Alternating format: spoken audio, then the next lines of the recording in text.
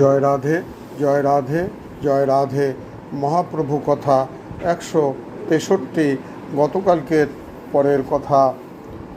মুকুন্দ সমুদয় ভুলিয়া গিয়া কীর্তন আরম্ভ করিলেন। নিমাই পড়িয়া আঘাত পান, এই ভয়ে নিতাই দুই বাহু প্রসারিয়া নিমাইয়ের পাছে পাছে বেড়াইতে লাগিলেন।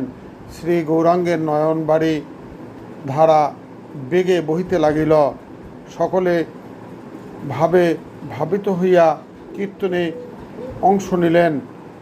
ভারতীর আবার সেই পুরাণ কথা মনে হলো। এটি মনুষ্য নয়, স্বয়ং তিনি। আমার চিত্ত তাহাই বলিতেছেন। আমি কিভাবে মন্ত্র দিব? মন্ত্র দিলে আমাকে প্রণাম করিবে, স্বয়ং ভগবানের প্রণাম আমি কিভাবে গ্রহণ করিব? তখন ভারতী উঠে নানা উপায়ে তাহাকে নৃত্য হইতে ক্ষান্ত করিলেন। ভারতে বলিলেন, নিমাই, আমি এখন বুঝিলাম তুমি শ্রীকৃষ্ণ, তুমি সর্বজীবের প্রাণ। এই কথা বলিবা মাত্র শ্রীনিমাই ভারতীর চরণ দুখানি ধরিয়া পড়িলেন। গোসাই, একে দুঃখে আমি মৃত। কৃষ্ণ ভজন না করিতে পারিয়া আমার জনম বিফলে গিয়াছে, তাহার উপর আপনি ব্যথা দিতেছেন। আমাকে রক্ষা করুন, আমি বৃন্দাবন যাব। ভারতে বলিলেন, নিমাই, তুমি আমার কথা শ্রবণ করো। নিমাই, আমি জানি তুমি শ্রী ভগবান, তবুও আমি বলিতেছি, তুমি তোমার গৃহে প্রত্যাগমন করো।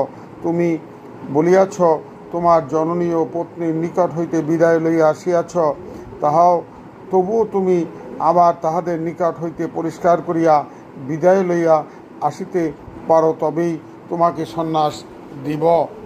এই কথা বলিয়া ভারতী ভাবিলেন, নিমাই পুনরায় মা ও স্ত্রীর নিকট হইতে বিদায় নিয়া আসিতে পারিবেন না, আর যদি পারেও আমাকে পাবে না।